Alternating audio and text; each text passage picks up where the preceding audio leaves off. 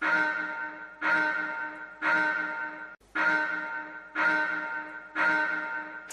into another edition of Gas. I am Gresh. He is Jason. Anik. You were playing everybody and we're winning the game last night. The head coach is fighting people on the sideline. What do you got for me? I know you're a part of the Tight Pants Society. No fucking way is that a gimme, right?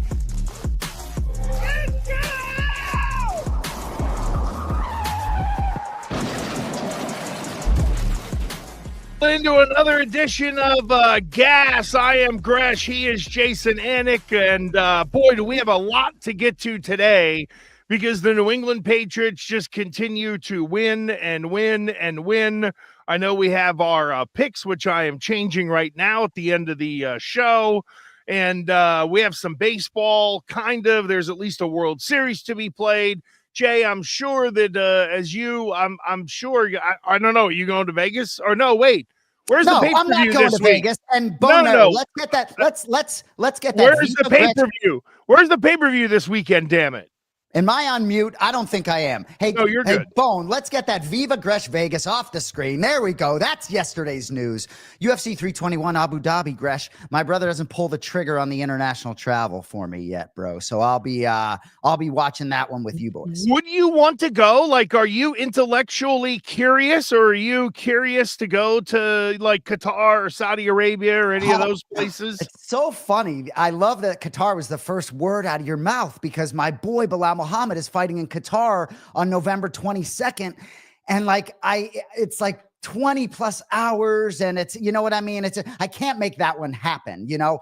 But it's not indifferent to like Abu Dhabi, Gresh. Like, I don't know what my brother's itinerary is, but it's not cheap. And like to justify for me between like 5 to 10 G's to get to one of these things. Right. When I go to a lot of domestics, I haven't yet pulled the trigger. I've gone to some of the Canada ones. I've been to Mexico, but not yet to those. But it's so funny that you said Qatar, bro, because like I feel like for Bilal, some of his boys got to get to Qatar. It's going to be a tough place to get to. And I didn't intend to go here, but we went to Manchester when he won the belt in in July of 2024. He was supposed to fight Shavkat Rakhmonov in Vegas in December, but then he had the staph infection. And then, of course, it was Montreal where he lost to Jack Della Maddalena. So Bilal Muhammad not been in the U.S., but yeah, Qatar's too far, Gresh, and Abu Dhabi at this stage too fat even for my brother's bank. No, you know what's interesting is you know, there are some people who can do it, but would say maybe I'm not going to go. Like I've talked about it with my wife; she has no interest. Now, my youngest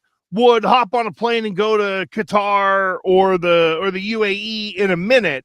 I don't know if we go to Saudi Arabia just yet. Like he and I talked about it.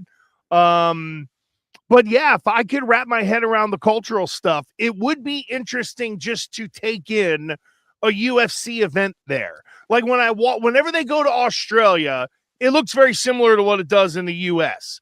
But when it's in like Dubai or UAE or Saudi Arabia, it's got a whole different feel to it. And I would be interested in seeing that, considering I have said many, many times, Jay, and I really believe it. Now, I've been to like Super Bowls and stuff like that. There is nothing like a truly big, hyped UFC pay-per-view. Like UFC 300's atmosphere was like nothing I had ever been to in all of my years in covering sports. So for me, I'm not as much curious of the country. I'm more curious of the in kind of arena and the fight experience and what it would be like over there. Dana White would be so happy to hear you talk about the in-arena fight experience because that's so fucking important to them, bro. Yeah. And it is interesting when you talk about the travel because my brother John, if he wasn't doing this for a living, he wouldn't go anywhere. He wouldn't go anywhere. Do you know what I mean? Like he talks about when they go to Australia and, you know, you get to Sydney, right? And then it's a whole nother to Perth. You're driving, you know, a whole nother. It's 4 more hours to get to Perth, right? It's like flying from Miami to Vegas when you get to Sydney to go to Perth. It's great. And you've gone like 15 hours just to get to Sydney. More. Exactly. So it's just crazy. And so the idea of the travel, but like for you, right? I think I mentioned this on the last show, but you recently took the Southwest flight to Vegas and that's where you pick your own seat, right? And you had picked the seat with the extra leg room, right? So for you, right? How open, like, let's say I was like, all right, Gresh, all expenses paid, you and me going to Dubai this weekend. Or, what are your thoughts? Oh, dude, I would be in. I would dip into savings to go on one of those. Well, listen, here's the thing. Now you got me thinking. No, but here's the thing now, right? I would do it with you in a heartbeat because you also have special access, okay? So that experience wouldn't just be like, oh, I got gifted a trip and I'm going to go to this pay-per-view in a faraway land. If I'm going with you, that is the reason to spend the extra money, because the attachment with your brother and all of the stuff that I would get to see that I would never get to see if I were just a fan going over there. So the answer would be 100% with you, yes, in a heartbeat. Would I just go with a normal human who had no special access to be real about it? I don't know. I'd have to think about that one. So when the UFC was in Boston, I remember, and I don't think I had met you at that time, even though I was a fan. You and John came into EEI because I was still working there. And that was, quote unquote, formally the first time that we met, when you came in with John and did the hit with me and Foye. That was the first time we met. And that was before. That's right. And that was the Thursday before the pay-per-view. Okay. So that would have been 3 days before my wife spilled wine on your brother's suit. Okay. See, that's where I was going with this. So for me, for those of you that don't know that, I'm a fanboy. Like I swear to God, I learned about Gresh listening to him on the radio growing up. I told Gresh this a long time ago, but I listened to Gresh in like the early 2000s, driving in Florida on my commute every day, listening to Gresh and knowing he was sort of a New England guy, but kind of listening to his national stuff. So when I got to come do that with you, and then when you had reached out to me, like, hey, would it be okay if I like say hi to John? I'm like, what are you, Gresh? Of course it is. But then what happened? Some wine spilled, but all for naught. It wasn't a big deal after all. Oh right? My God, dude. So what happened was my family was geeked that there was a chance that they could meet John. So there was the hotel right around right near the Garden, right? And that's where John and DC were staying. And my family and I spent the night there because we knew we were getting out at 1 a.m. And the boys actually, that was an O'Malley fight. Yep. And I think that when UFC was videoing O'Malley pulling up and leaving the Garden, my 2 kids were right there at like 3 o'clock in the morning in there, like cheering him, and made the video and stuff like that. I love it. So anyway, so John's in a car outside because he gets squired everywhere, as he should. He's the voice of UFC. He hops out of the car. Now, there's also other normal UFC humans that are there. Like, if they saw him, they'd shit their pants, which is what they did. So he hopped out and he goes, there's no way I can't get out and give you a hug. And we have a big embrace. And my freaking wife, right, who has moments around famous people, as when we were in Vegas, she like stopped and almost lunged at Richard Childress, one of the owners of one of the biggest NASCAR teams going. She goes in for the hug, and John does as well. And my wife's got a cup in her hand, and it was white wine, praise God. And boom, there it was. And she goes, oh my God, he came in so hot on the hug, I think I spilled on him. And then I looked and I died. Bro, I didn't know how to react. And when your brother ultimately drove off, I walked around the block because I had such anxiety that we screwed up his suit. It's hilarious. So we're in the Garden. I need to see the open, right? Because I know from the television standpoint, if they're sitting down, then we completely fucked his suit. But if they're standing up or they're covering it up or whatever, then it was okay. When I saw your brother doing the open with Rogan and DC standing up, I thought, oh, okay. We're good. We were good. We were okay. Now, here's what you'll appreciate this part of it. While this commotion is going on with your brother and the spill and people want to fucking take pictures with him, and I have to like literally put my arm around him and be like, come on, and walk him to the car. Guess who slinks off behind us unnoticed? DC. DC.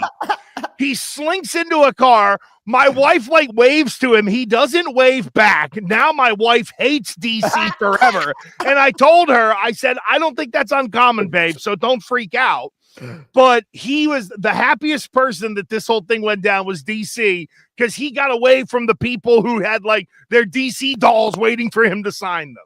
I love it. Well, when you say my brother came in hot for the hug, like that was so well put, because it's his fault. Like I'm sure he came in. You know how me and John, our boy Big Ron calls us twitchy, right? Gresh, next time I hug you, I'll like bowl you over, right? That's how it goes. Yeah, I love it. Cody writes John is a heavy hugger. So anyway, dude, I know we distract ourselves very well. You do, I know. So, but before we get into topics, because I don't believe this is one of them. Real quick, we don't talk a lot of hockey on this show, but Brad Marchand returns to the Boston Garden tonight, if I'm not mistaken, right? And yes. I know how much love we have for Brad Marchand. I just want to real quick just bang on this, right?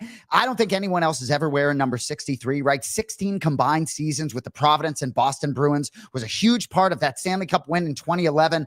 Really was super durable over his 12-year career with Boston, integral part of the Panthers winning the Cup last year. I just think about these moments when these athletes come back, and this is a kind of a very high level one we're getting here tonight in Boston, and I didn't want it to go by the wayside. No, that's a good pull by you, because it will be really emotional for Bruins fans, as it should be. When you think about the last 15 years of Bruins hockey, I think for a lot of fans, there are two people you think about, Bergeron and Marchand. And those two are so connected. And when it went from Bergie being the captain to then Marshy being the captain, I think for a lot of the real diehard hockey hardos, that's like a, time-honored tradition, something worth recognizing. Well, look at that guy. I mean, even at 36 years old, he's a little prick out on the ice, and he's not going to score 40 goals a year anymore, but you can't tell me that guy doesn't add value to any organization that he's in. Oh, dude, and hearing you say Bergie and Marshy, even not in a Boston accent, just gets me excited. And I think Marchand, which is just great, I think he's in the midst of, just got a fine for something that he did, right? So anyway, we can move on to the first topic, unless you got something you're chomping on. But 60, don't you think his number gets retired, Gresh? I think eventually. I know that, I know with the Celtics, they can't retire numbers anymore because they wouldn't have any left. I don't think the Bruins are that bad, but Chara just got announced, right? Chara's is going up this year. So unless it gets antagonistic for some reason, which I don't necessarily think it will, eventually that'll happen. Yeah. But I don't think Marchand's done. He's got a couple more years left, I think, to go out there and be a pest. Yeah, absolutely. The only thing that I was hot on was, Jay, we use the word unbelievable in sports a lot, probably too much, right? It's hyperbole. Yes. And then you get what Shohei Ohtani did in Game 4 of the National League Championship Series, where this guy hits 3 bombs, including a leadoff homer. So he gives himself a lead before he even touches the mound. How sick is that? 3 for 3, 3 bombs, and he goes 6 innings of 2-hit ball with 10 strikeouts. I'm not a big baseball guy whatsoever. But this would be Tom Brady doing what Tom Brady did against Atlanta in the Super Bowl, except also adding 2 sacks onto it as well. Like, this is when you really, like, the word unbelievable is thrown around, but when you really think about, would you be able to logically walk up to another human being and sell them on, oh yeah, this guy from Japan is going to come over and spin 10 strikeouts over 6 innings and hit 3 home runs? You would say, what is he, a mythical figure like Sid Finch or something like that? And that really hits the unbelievable part of it for me with Ohtani. I absolutely love that you went there. And I'll tell you, right? He's the greatest athlete of our lifetime, and he's on a pedestal, right? My brother, you can talk about Michael Jordan and LeBron James all you want. You can decide who's better. You talk about Tom Brady all you want. This guy is on a pedestal, right? No doubt. He's Babe Ruth to the nth degree. There are no words. I'm so glad you did what you did with the word unbelievable. And what I keep saying to everyone amidst just that magical night, right, in the biggest of spot is, did you happen to see the second home run? Like, the second home run just is, it's a golf shot, Gresh. Yeah. This guy, I don't have the words. I'm so glad you went there. It's like nothing we've ever seen. And while I know we're going to get to the World Series and I'd like to look at Toronto, it's hard for me to with this guy on board. Yeah, it really is. Like, I want to take Toronto seriously, but in all honesty, as we segue into the World Series, I don't care about the series. I care about Ohtani. I mean, I hate to say that because I know the Dodgers are winning the series. But for me, it's going to be, I'll tell you what, Jay, you and I have the same affection for the Pedro Manny era in Boston, right? There were times where people would say, oh, it's Pedro night. And that meant you flipped on Nesson and you were seeing what Petey did. To me, it's Ohtani night.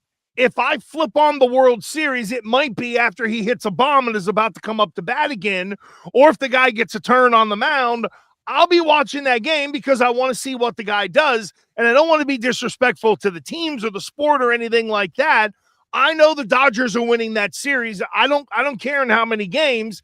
Give me 7, so I might have 7 opportunities to watch Ohtani do something special.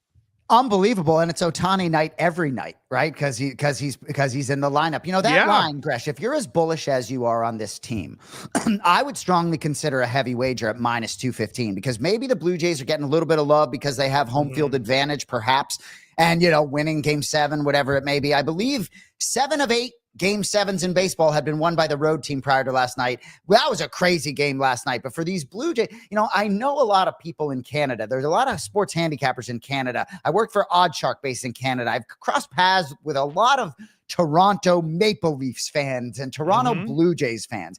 And I remember Joe Carter in 1993. And so for me, I'm really happy for the Toronto Blue Jays community. You agree? Yeah, they suffer. Well, they suffer with the Maple Leafs. You know, they're up there, and as Zolak calls it, Squid Square, standing outside, watching their team on the road, and then they blow it and lose. It's great. So there is. I have made fun of Toronto a lot, but you know what? I do believe the Dodgers are spending $400 million on payroll, and I think Toronto is at like 270. Spending doesn't guarantee you're going to win. Spending guarantees you'll be in the hunt, or that you should be, or that you can win. It's really hard to do it with a $50 million, you know, or an $80 million payroll, whatever in the hell, like the Oakland A's are kind of rolling out right now. These are 2 high payroll teams, and, you know, I hope it kind of reminds everybody that, no, it doesn't guarantee that you're going to win, but it's really hard to win at the highest level against those rosters if you don't spend, you know, 200 plus million every year. I agree. You know, Cody has the topic skippable World Series. And what I'll say about that, you got to think Major League Baseball is so happy Toronto emerged victorious last night, unless I'm missing something, right? Oh, no, I disagree. I think MLB, I'll tell you why, just quickly, because the Canadian ratings don't matter to MLB. They now have to hope LA carries the rating.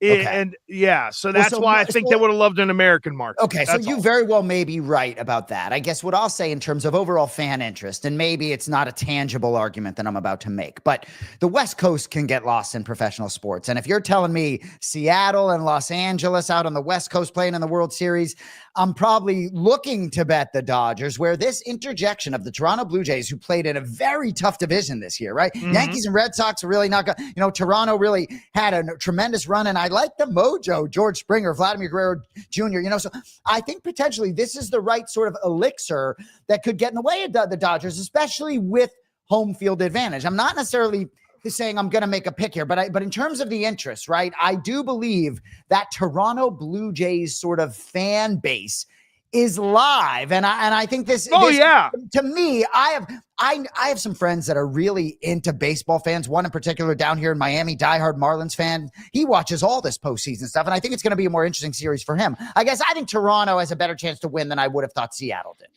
I would agree with you on that. Here's what I would say about Toronto.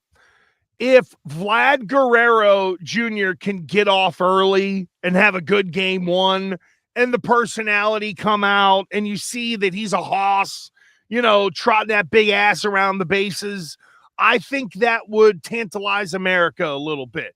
Again, I go back to, I think of a lot of the baseball formative years for people like you and I, and it was easy to sell Manny Ramirez, David Ortiz, and the guys who can hit the ball out of the ballpark. And that's how you win in the postseason now, is drive the ball out of the ballpark. So I think for overall interest, if Vlad Guerrero can get off to a good start and have a good game one, we know what's on the other side with Ohtani. It's going to sell. I think for a lot of people, it'll be, can Toronto really isn't a no-lose situation, Jay. Think about it. I know they have the opportunity, but in the court of public opinion, nobody is picking them to win at all. They are the truest of underdogs. I well put. And I also think that the way this is sort of played out gives them a good chance to sort of upset the apple cart, right? In the American League Championship Series, they lose the first 2 games at home, right? Then they win 4 the next 5, right? To win the first 2, then you go win games 3 and 4, then a heartbreaking game 5, come back home, take care of 6 and 7. Sometimes, it's kind of like liking a team that has to play in the wild card round versus a team on a bye. This Toronto team is going to be ready to go in game 1. And if I'm Toronto and I even get one of these first 2 at home, we're in a better position now than we were heading out to the West Coast in the American League Championship Series. And to your point, I kind of like the house money thing. Fuck them $400 million. Let's get ours. Well, and you know what? And that's the great attitude to be able to have. Listen, this is like any team that played the Patriots in the Super Bowl with Tom Brady after 2010, right? You're trying to slay the dragon. Like, think about where the Dodgers are right now. They were Patriots 2018. So you're going to get everybody's best shot. And if you're Toronto, you have every reason to rally around the powerhouse that is the Dodgers. But for me, I don't know when they're going to announce pitching matchups. I know it's going to start on Friday. Just tell me when Ohtani is on the bump so I can make sure to have the calendar clear, because I want to see that. Well, and for those of us that aren't diehard baseball fans, I haven't seen Ohtani pitch that much. There have been certain spots in his career where he's been banged up or they've sort of been light with him in terms of his pitching output, right? You see the highlights. We talk about this East Coast bias. We don't see a lot. So I'm with you. I'm very interested to see him pitch. And I always like tuning in to see good old friend Mookie Betts. What's he got? 3 rings so far? That was, I read something online where the Dodgers have already recouped in like international advertising or whatever the $700 million that they have spent on Ohtani. I want you to think about that, right? So it's year what? Spent a lot of it. Go ahead. It's year 2 of Ohtani, and when we sit here wondering if the Boston Red Sox are going to make investments in players and things like that, you can't tell me that the $385 million the Mookie Betts wanted to stay here in Boston, that they wouldn't have monetized the way the Dodgers have with Ohtani. It's just really frustrating when there isn't, a global thought process, let's say. That one will sting forever, that Mookie No, Betts. It really will. No, it very much will. All right. Why don't we move on to UFC 321? I don't know where the hell it is this weekend, but I know that it is Tom Aspinall finally getting back into the octagon. They were dicking around with everything with John Jones, and Aspinall sitting in England just getting older. So now he's going to fight Ciryl Gane for the real world heavyweight championship. And Jay, I'm just excited to see Aspinall back in the ring. I'm one of those who thought he would have been a handful for John Jones to have to deal with.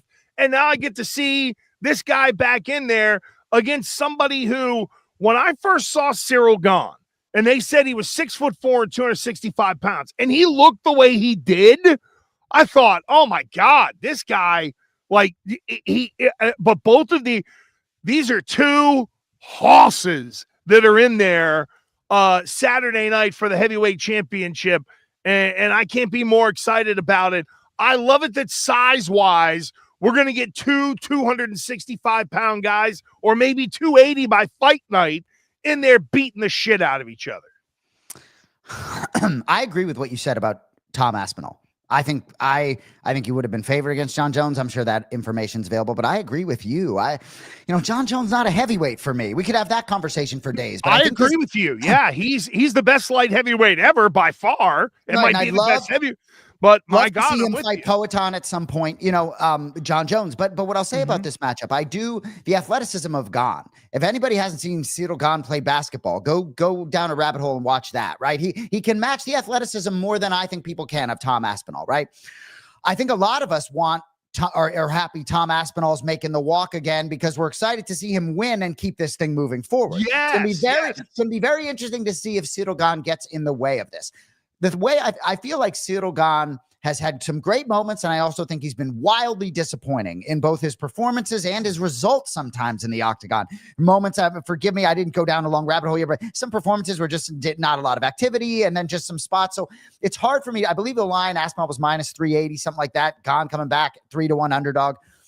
It's very difficult for me to envision Ciryl Gane emerging victorious. However, I think if you're Ciryl Gane, you got to say, all right, I need to find my way into round 2 under every circumstance possible, right? I'm going to get on a bike. I'm going to just warm up and do a little cardiovascular workout here for 5 minutes. The last thing I want, you got to take, even if the explosivity of Aspinall is down to 92% in round 2, you got to sort of get on a bike a little bit if you're Ciryl Gane and make it more of a well-rounded mixed martial arts fight, in my opinion, because I do still believe Tom Aspinall possesses just the power and the strength that Ciryl Gane doesn't coming back, in my opinion. Agreed. No, I mean, if you're gone, you don't want any of the hands of Aspinall, or you will be gone to sleep. And if you're gone, don't you got to try to? I know he's got the Muay Thai background and stuff like that. Don't you? I mean, do you just try to attack Aspinall's legs with kicks early? Just to try to either get his feet moving or to get him thinking, hey, Ciryl Gane to kick the shit out of your calf. So not that it's, calf kick central, but I'm just wondering if there is a leg attack there for Ciryl Gane in that first round, just to kind of maybe catch Aspinall off base, or to try to just chop away at the tree. Yeah, I think that's a great point. And I think that is part of that path to round 1, as well as sort of getting on a bike. And maybe I'm wrong. We'll see how it plays out. What's interesting for me is the timing of this fight, because I think there are certainly times had John Jones not been in the picture, who knows when we might have gotten this fight. You talk about the shelving of Tom Aspinall. And I think sometimes the timing of fights matters, right? We look at Bilal Muhammad fighting Ian Gary, November 22nd, right? I like the matchup very much for Bilal Muhammad, right? But I like it less and less every day that falls off the calendar, because Ian Gary is becoming a more well-rounded martial artist, becoming a better takedown defender, right? So a lot of this for me is evident of sort of the time, right? So Aspinall to me looks to be climbing toward the absolute top of his peak, whereas Ciryl Gane, I'm not sure where that is. I think maybe that peak may have passed him by already. So to me, the timing of this fight favors Aspinall greatly, but you still got to show up. You still got to do everything right. You still got to go ahead. No. You know what I was going to say, Jay, is that I think putting Gane in this spot, no one complains, right? A former champ himself, a guy who's been in the ring with the best. And it's almost like now that John Jones is out of the picture, I feel like this is the beginning of the rebooting of the heavyweight division, right? Aspinall's been out of the ring. We need to get him a fight. Wasn't Aspinall kind of like half in camp and continuing to train because he just didn't know what was happening with John Jones? So now he cranks it up for a couple of weeks. He fights a guy like Gane. He's got championship credibility. None of us blink at this as a main event. It's one that we're more than willing to watch.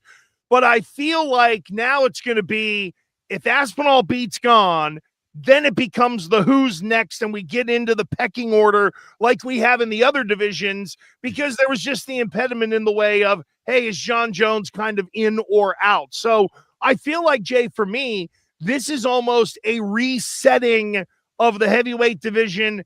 Aspinall gets a win, and then we start to book him accordingly every 3 or 4 months from there.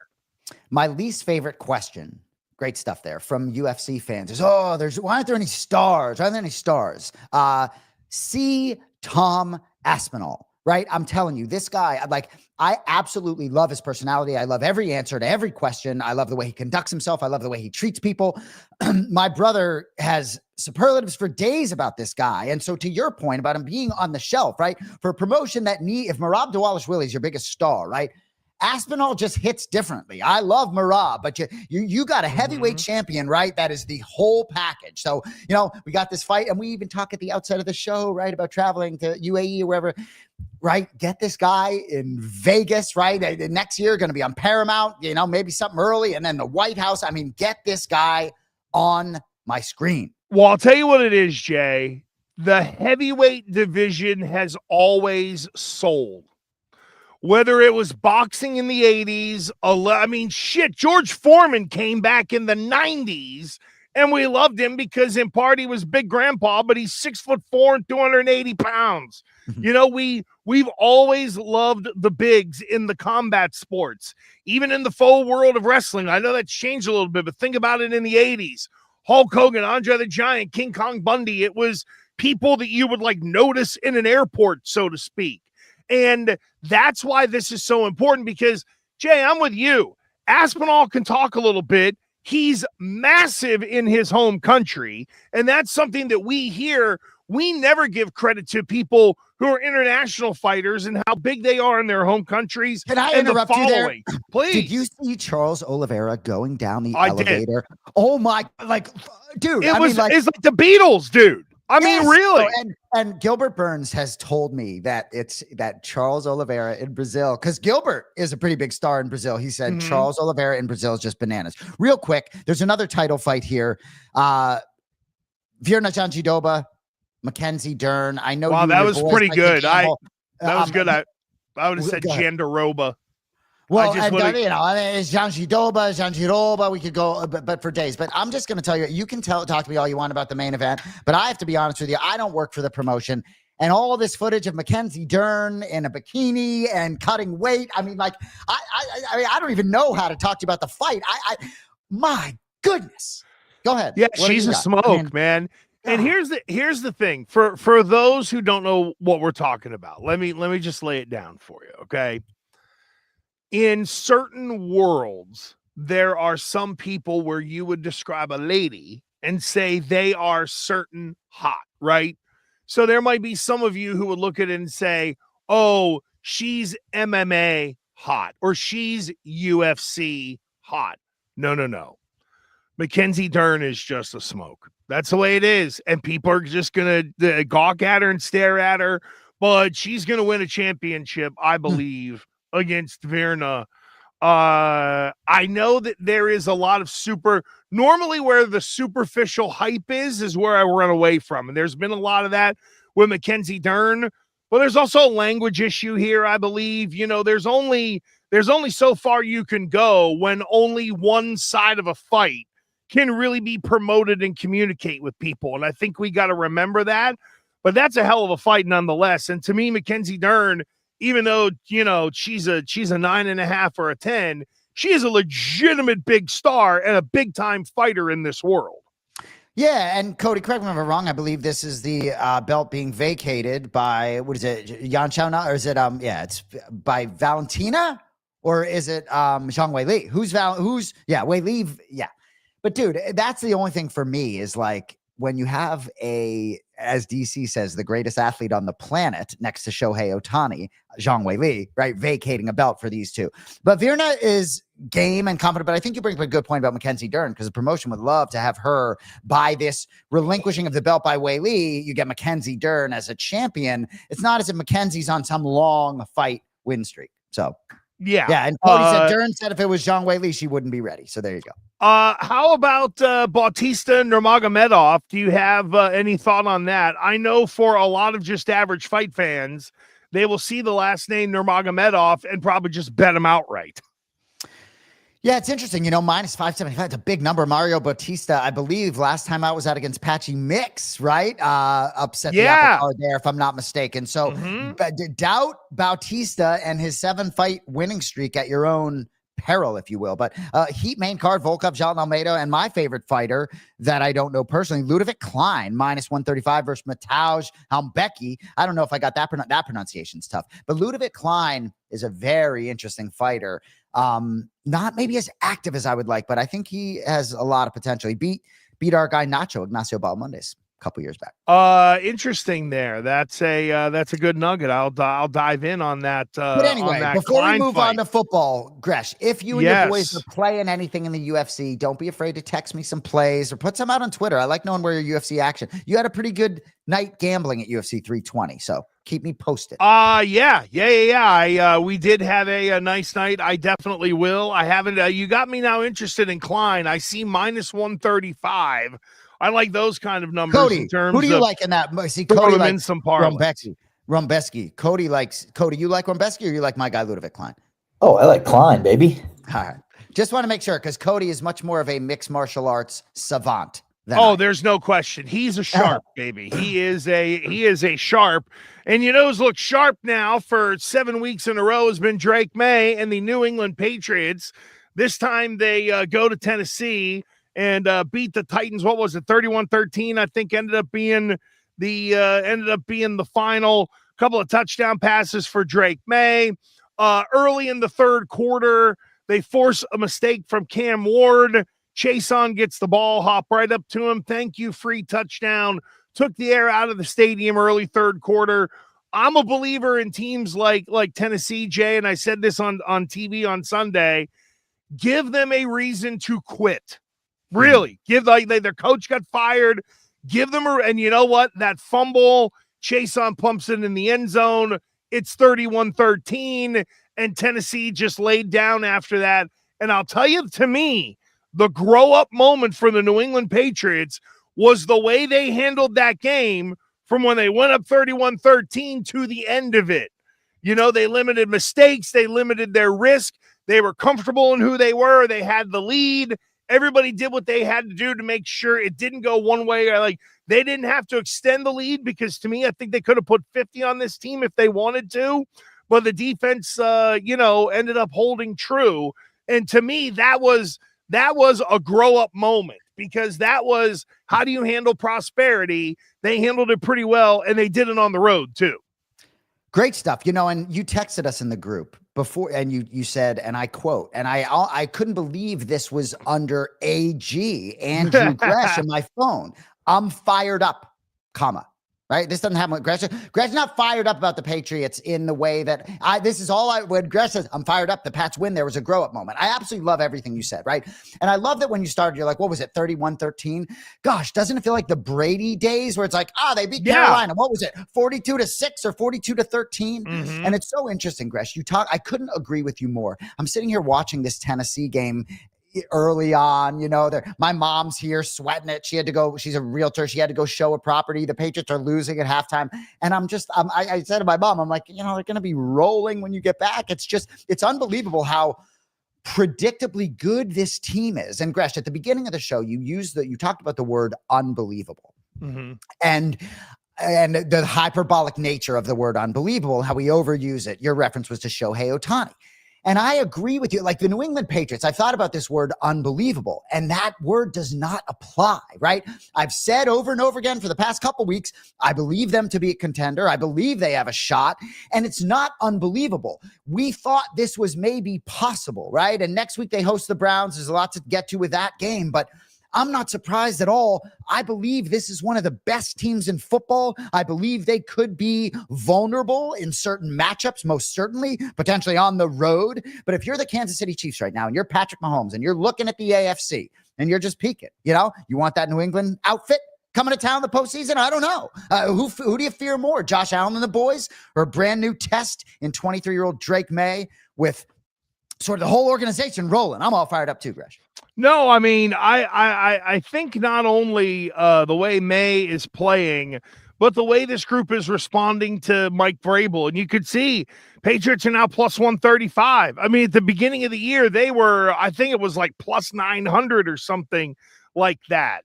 And Drake Maye, 21-23, 2 touchdowns, rushed for 62 yards.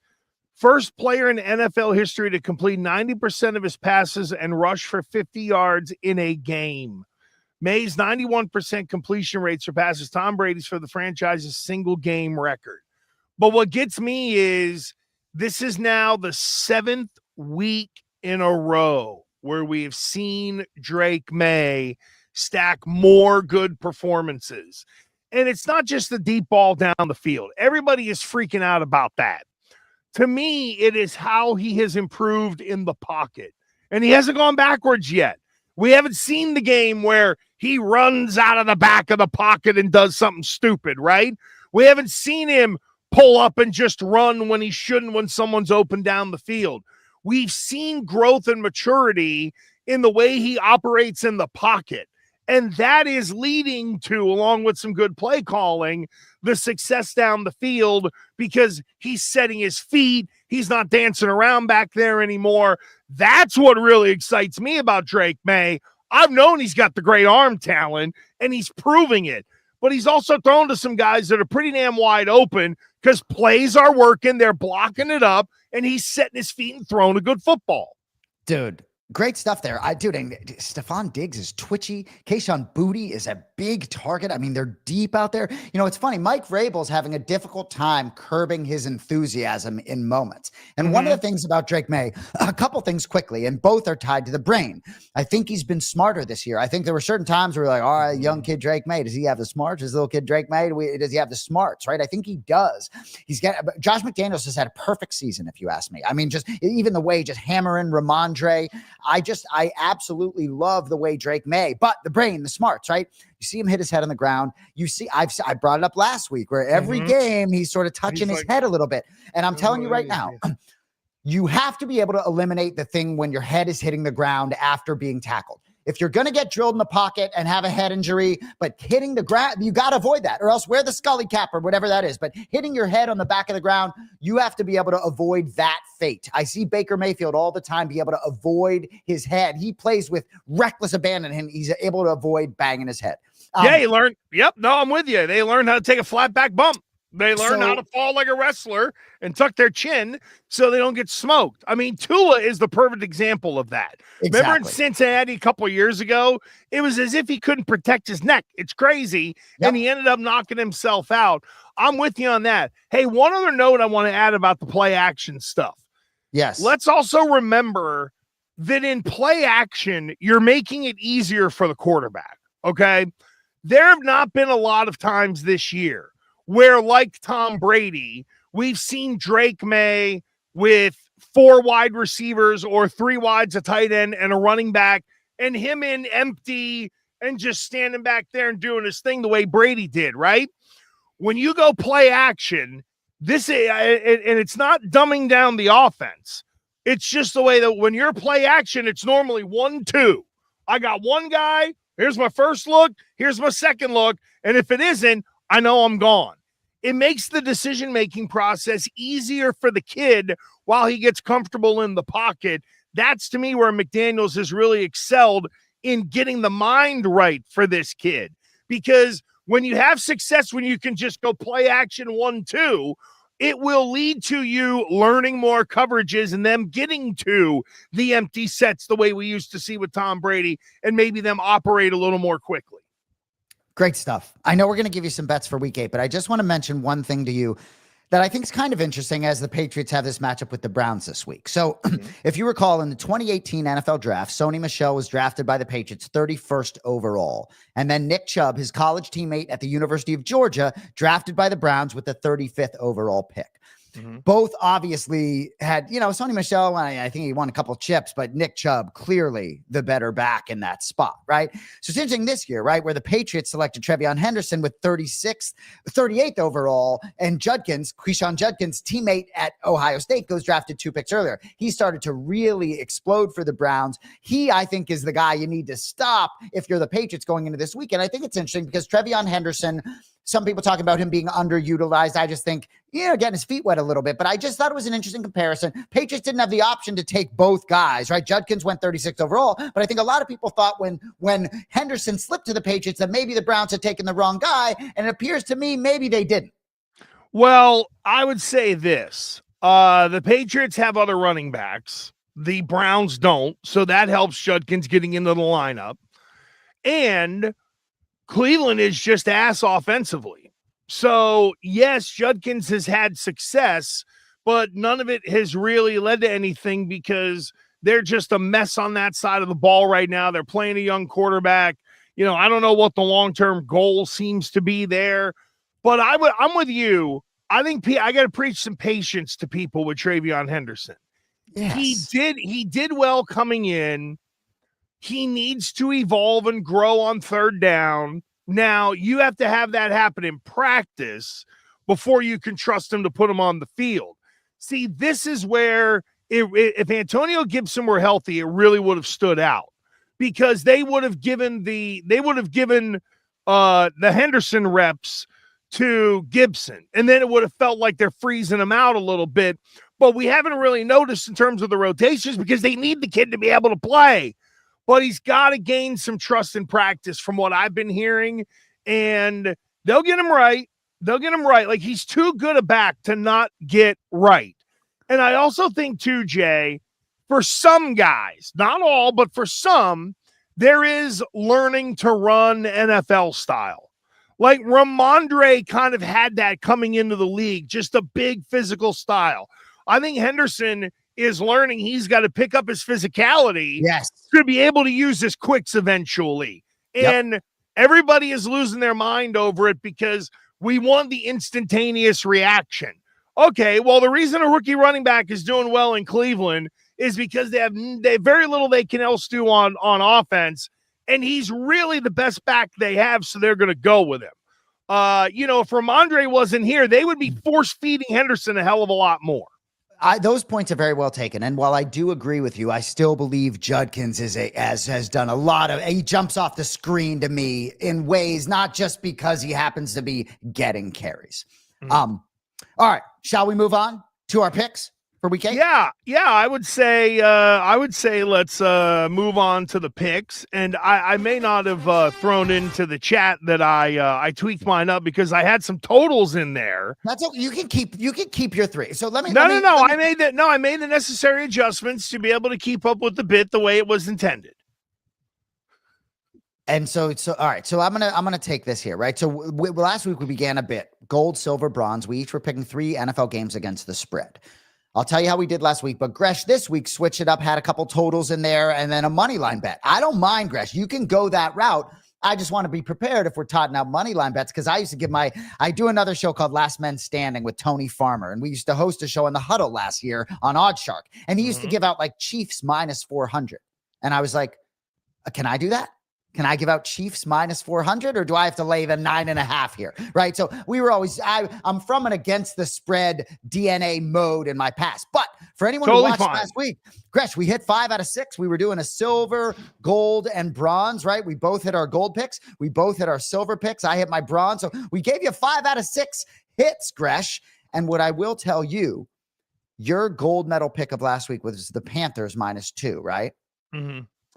So we brought the Panthers into the Survivor contest. We were one of only 31 people. John got very aggressive, and it paid off in Survivor. So I think you were in the back of my head, your gold medal pick, right? The Panthers, and I will say, Gresh, the Panthers kind of threw up all over themselves. It shouldn't have been as close as it was. But anyway, good handicapping there. It was a Jets fade, an Aaron Glenn fade, but good stuff there. So you had the Panthers minus 2 as your gold medal pick last week. Seattle minus 3 was your silver medal, and Chargers minus 1.5, which was tough. There were a lot of people that like the Chargers. I did not. What is up with Indianapolis? Like, I guess we have to begrudgingly give them respect. Well, but you know how much I like Danny Dimes. I mean, and Indiana Jones, they call him now, right? So it really doesn't surprise me. It's going to be interesting to see where they take it. But I think you and I had a hilarious moment where we said, all right, fine. Well, Indiana go 14-3, and then you got Lamar Jackson coming to town, right? Round 1 in the postseason, you, I think, said maybe it's the Sam Darnold of last year with the Vikings. I think it very well could be the case. But anyway. New England goes to Indianapolis and beats them in a divisional round. There we go. Yeah, even better. Hopefully New England's hosting a playoff game. So you want to begin, or you want me to begin? No, I'll go first. I'd like to go first with my bronze. My bronze pick during the show. So when this was Chargers minus 1.5, it was pretty easy. Now the line is moved to 3, which is a hideous number. So I was going to try to slide in Chargers money line is minus 155, but I am confident enough in them covering the 3 against Minnesota. Minnesota is one of those teams with quarterback problems, and I'm also grading a bounce here. I mean, like, I really feel like Chargers got beat at home. I know they've had some injury issues. I feel like Harbaugh rights the ship and gets them right against a team that can play some defense, and they got a great offensive player in Justin Jefferson. But what's really going on with them at quarterback right now in Minnesota? It's 2 up in the air, so I'm going Chargers -3 for the Browns. Great stuff there. I agree with that pick. That was one that I almost went with, and I agree with you. I like the money line -155 greatly. So good. That's a skinny money line, 155. It doesn't kill you. I agree. And one of my friends, Ian Parker, who's an ESPN handicapper, he always used to tell me with MMA and betting straight wagers on MMA, I think he's very sharp. And he always said -180, -190, I'll go straight all day. But that was sort of his ceiling. -155, I like there. So much better than the -3.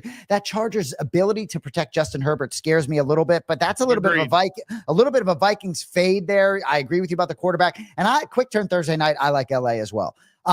My bronze selection for the week. Denver Broncos -3. Now they're hosting the Dallas Cowboys, right? And I have liked a lot of what I've seen from the Dallas Cowboys this season. So the Broncos are 5-2 on the year, right? They should have lost their last 2 games, right? The Jets gave them all they could handle in London. The Giants game, we could 33 points in the fourth quarter. We could go on and on, right? So I just think Sean Payton was not happy for good reason, even though they found a way to win that game. And I just think they find a way to play 60 minutes here instead of 15. I like that home field advantage in Denver. Dallas can't play any defense, right? I know they're coming in off that big win, but I just think the Dallas defense lets them down. I think that Denver defense at home does something here. I think Dallas a little bit overvalued. I think that Denver defense is legit. I think they stop Dallas's running attack, and I think they make them a little one-dimensional, maybe cause Dak to make some mistakes. But this, to me, is a bet on Sean Payton, former NFC guy with his time with the Saints. I like them to sort of get a good, solid win after a couple not-so-solid wins the prior 2 weeks. You know what? I kind of joked about putting totals into the rundown, into the picks, but I'm running to see what the total is on that Broncos Cowboys game, because I think you said it. The Cowboys can't play no defense, and I think there's going to be points in this one. 50.5. Wow, that's higher than I thought. I figured I figured you still might be able to get it at like maybe 49 or something like that. All right, so they're vibing the same thing that I am in terms of the betting world. You're right. The Cowboys can't play a lick of defense. And, we've heard about Broncos this, Broncos that, but defensively, I do think their defensive performance does kind of change based on the opponent. And you can't ignore what old Dak Prescott has done this year and the way George Pickens has played in a Cowboys uniform. It'll be one of the tougher tests for the Broncos defense. And here's the thing about the Broncos, Jay. They just find a way to make things interesting. And from a handicapping standpoint, that scares the hell out of you. And I feel like you and I kind of did the same thing with our bronze medal pick. And right, we've had a lot of conversations on my other shows about sort of the math guys versus the football guys, right? Mm-hmm. And I think both of us, we have some math mixed in, but are football guys, right? And so for us, I think Chargers and Broncos, we know there's some risk there, right? I think we know what happened to the Chargers last week, but it's a bounce back spot. When do you not make a loss become 2? When do you carry a win forward? So I think as our third best there's a reason why these are our third best selections here. There's some risk involved. And let me tell you, if the Broncos had opened at 1.5 the way the Chargers did, that number would have got steamed up to 3 pretty quickly as well, the way the Chargers number did. All right, for my silver, you know what? Whether it's Mac Jones, whether it's Brock Purdy, the San Francisco 49ers are finding ways to win games this year. If you drafted Christian McCaffrey in fantasy, you're getting a boom year from him. He's been great. Houston can't score. I like the under in this as well, but give me it's actually -1.5 there, Code. I know you put in plus, but it's 49ers minus. Oh no, it's +1.5 now. What the hell's going on? Maybe I'm wrong on this, but maybe it's because of the quarterback uncertainty. But all I know is Houston on a short week and they can't score, as evidence of what we saw last night. Give me San Francisco to win that. Now I'm getting Holy shit. I agree. And when you get George Kittle back in the huddle and back on that offensive line on the end, I just think I agree with you. And I honestly am not so sure the Brock Purdy, Mac Jones quarterback moves that line even an iota. So I'm with you on that point as well. I like the 49ers a good bit here. And Gresh, that's one of those where it could be sort of like the Chargers pick if you like the Texans, right? All right, they come back home and they sort of get right, but I'm with you, man. And to see that plus number by the 49ers, I'm not surprised. You said, aren't the 49ers -1.5? I like the 49ers quite a bit there, finding ways to win games. Good head football coach there, and Kyle Shanahan too. I'm on that side as well. All right, so you know what it is? Purdy is hurt. Linebacker Fred Warner is down. Right. So that's that. So it looks like that line is really reacting to injuries more than both those guys were out last week. Right. That's no news. I'm with you. I think the 49ers find a way, and Houston just seems to be sinking. They have no answers really for anything right now. I thought Seattle was just big and physical against them last night. Thank you, Zach Charbonnet, on the 2 tuds. I bet on the second touchdown at what did I get? I think I got it at maybe like plus 145 or whatever. All I know is I turned 100 into 225 last night on that Charbonnet second touchdown. That will work. Yes. All right. My silver medal selection, my second best play of week 8 in the NFL. I'm taking the 6.5 points with the Bears at the Ravens. So John Harbaugh thinks Lamar Jackson's going to play off the bye, right? Thinks he's going to play. Yeah, right. I like the look on your face. The Ravens are 1-5, right? So to lay a touchdown here, a Bears team has won 4 straight. Just give me the 6 points. I think they keep it close. You know, this Bears team isn't perfect. I don't like some of what they're doing, but getting some good performances. DeAndre Swift looks good. Roma Dunze certainly looking like he belongs now that Ben Johnson pushing the right buttons there. And I like most of what Caleb Williams is doing. Can play some defense. I mean, the Ravens have to show me something to be 6.5 point favorites at home against a team that's won 4 straight in this league. So I'm going to take the 6.5, maybe buy it up to 7.5. Even if Lamar plays, I think there's pressure on the purple to get to 2-5. So agreed.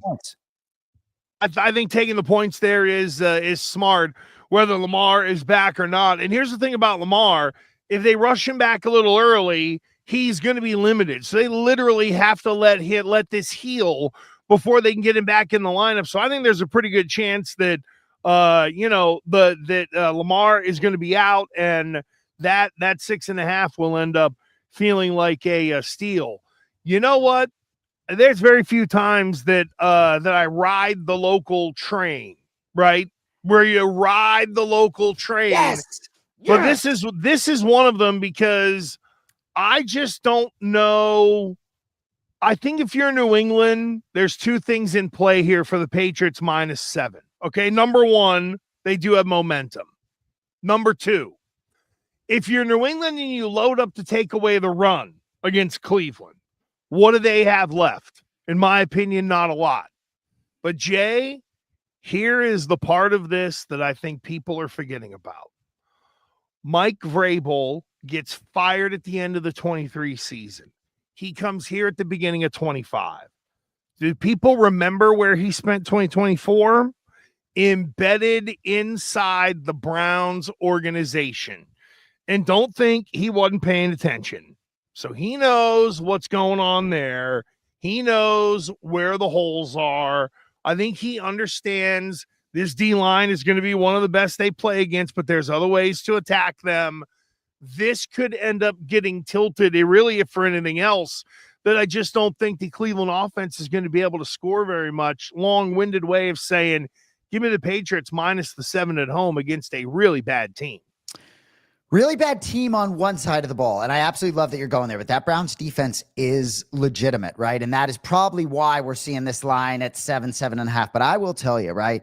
I absolutely love the play. You say oftentimes you probably know your own team best, right? And it's like the Patriots. I couldn't wait to play them -6.5 at Tennessee last week. And I am so hesitant. You know me well enough to know that I'm much more likely to bet against my teams than on them.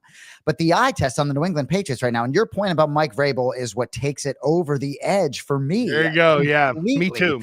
This was one of those games that I didn't peek too much at. Now I'm going to look at extremely strongly. And the Patriots, I don't say lightly that I believe them to be one of the best all-around teams in this whole league, entertaining one of the worst. And Cleveland maybe a little bit overvalued off that big win at home. but it was against the Miami Dolphins. So I like that very much, Gresh. And you being on the Patriots and you sending us text being fired up about the Patriots is the best thing I could ever have in my world. It's anti the way you wanted me to celebrate the Red Sox with you, but I just couldn't do it. I've been burned too many times by those cigarettes over the years. What is your gold medal play? I'm going Sunday night. Aaron Rodgers at home with the Pittsburgh Steelers plus 3.5, hosting his former team, the Green Bay Packers. So Steelers are 4-2. The defense has definitely been vulnerable. Plenty of people telling me before the season, oh, this Steelers defense is going to be better than it was last year. Not so much, right? They had won 3 straight before losing to Joe Flacco and the Bengals on Thursday night. Not getting any easier for the Steelers. Next week, you have the Indianapolis Colts coming to town. I think they know that, right? 2 weeks later, you're on Sunday night again at the LA Chargers, right? So I think this is a big spot. I was a little surprised to see them as a 3.5-point underdog at home here, to be honest with you, And Green Bay, Jordan Love don't look great to me. They're doing some things defensively, but Jalen Reed, who went out with an injury, he's a twitchy player. I think he's very important. Christian Watson still isn't there yet. The Packers have won 2 straight after that 40-40 tie against Dallas. I just love Pittsburgh at home here under the lights. I'm going to peek at the money line. I absolutely love the 3.5 points because I just believe in them in this particular spot. The hook helps, doesn't it? Right? Like as a decider. Because I'm with you. I think Pittsburgh at worst is competitive in this game, and that's where that hook might end up really paying off. So I'm seeing it at 3 now, by the way, on DraftKings and Hard Rock Bet here. So there you go. But you know what? You get that hook. That's something. And look, I think a lot of what you said rings true, and we know that deep down, Rodgers wants to stick it to Green Bay. He'll never come out and say it, but, he's a spite and malice guy deep down, I think, for as much as he's into his crisscross applesauce and ayahuasca stuff and whatnot. He wants to stick it to them. And I'm with you. Early on, the bounce of having Micah Parsons really defined Green Bay early. But I'm with you. There's something missing, right? They need a little something extra in Green Bay, and I don't exactly know what it is, but I don't think they have it on the roster. They're just a half a step away from being there, I think, in the NFC. I'm kind of with you on that. Good stuff, and they were at Arizona, right? So it's a back-to-back road game, a little bit of extra time here for the Steelers as well, which I like. And Aaron Rodgers, I thought, looked great last Thursday night despite the loss. So I think the Steelers are able to sort of get right a little bit. That Green Bay offense is very stagnant at times. They lost to the Browns earlier this year, playing with their food a little bit. So I like the Steelers a good bit there. I may play that money line today. Very good, friend. So there you go. We have given the picks once again. We gave you 5 of 6 winners. Jay leads 3-2 in terms of the gold medal picks. You can catch me on Saturday and Sunday morning this weekend on Sirius XM Mad Dog Radio, getting you ready for the day in college football and in the NFL on Sunday, and then Sunday night on the Infinity Sports Network. And of course, for those of you who do have WPRI, CBS, and Providence locally, you can see my big old ass on there at 11:30 in the morning and at 11:30 at night. Love it. So I haunt your 12 hours of football, a little bit going in and a little bit coming out. And Jay, you got DBX4, and you're hitting the road once again, baby. There we go. Yes, one week. The long flight to Nashville. Yeah, Nashville, Tennessee.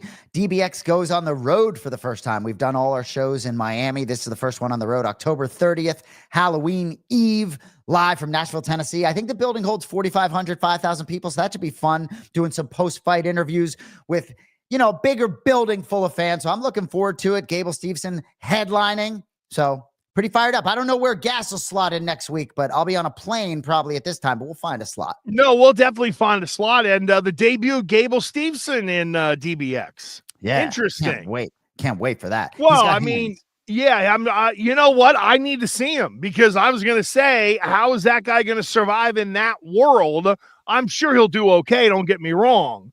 But they're not going to put him in there against, Tyson Fury or anything like that out of the jump. Yeah, we'll see what Billy Swanson's got for him. But if big Billy Swanson, I like it. But if anyone hadn't seen Stevenson's MMA debut, go watch that, right? And go watch some. He's hitting some pads with John Wood. He knows what he's doing. Go ahead. I know it is a different brand, but they announced that bare knuckle fighting is coming back to Mohegan, and my kid who's at Pitt, he's the one who alerted me because he follows all their stuff and was like, hey, they're coming back. We got to go. So tickets already locked. We know we're getting Pepe's Pizza afterwards. We got when are they coming? When is that? It's I think it's either early or mid-December. They're coming back down there. Do you think there's a chance that Platinum Mike Perry could fight on a card like that at Mohegan?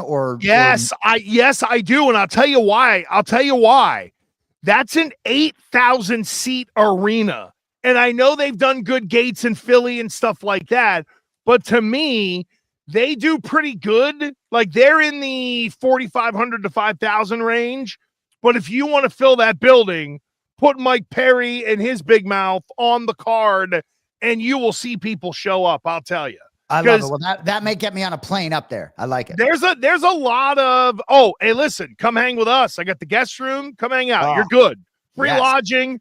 We'll smoke. We'll have, smoke, ribeyes, all that stuff. We're in, baby. But seriously, that's you know what? When Bellator was still running down there, I think they had one card where they got about 7,500 people.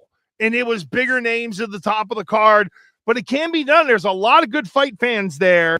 There's a couple of dudes out of New London who are just some, I don't want to say like thug looking badasses, but that's really what they are.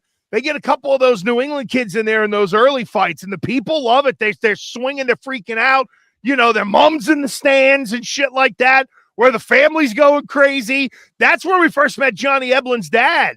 His old man's really? Just in the stands going nuts years ago at Bellator, where we're watching his kid fight, and he's jumping up and down and going nuts. So every time we went there, we were looking for Papa Eblin. If Johnny was on the card, there was the old man just there hanging out and talking to people. It was really cool. That's the fun part of MMA is that if you're going to meet some people who know the people that are in the ring. It's real.